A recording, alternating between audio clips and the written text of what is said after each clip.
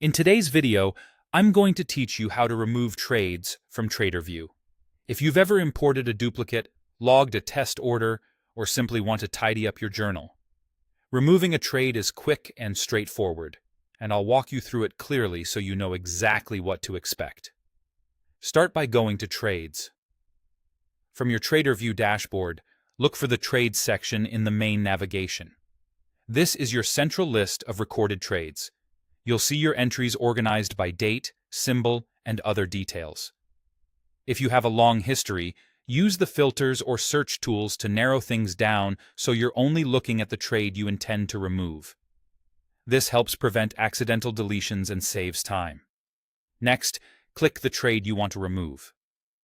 Opening the trade brings up its full details, including executions, notes, tags, and any attached charts. Take a moment here to verify everything. Confirm the symbol, the date, the side, and the account if you use multiple accounts. If you've added notes or tags that you care about, consider whether you truly want this entry gone, because deletion is permanent and cannot be undone. In the top right corner of the trade's detail view, click the trash can icon. This is the delete control.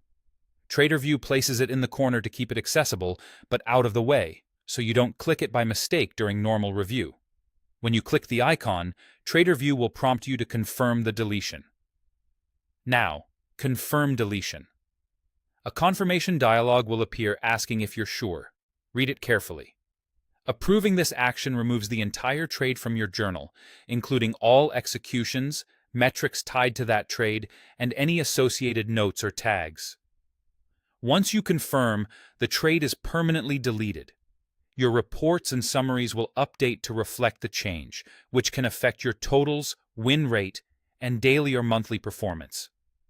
If you don't immediately see the change in a report, give it a moment and refresh. Recalculations can take a few seconds. A couple of quick tips as you work.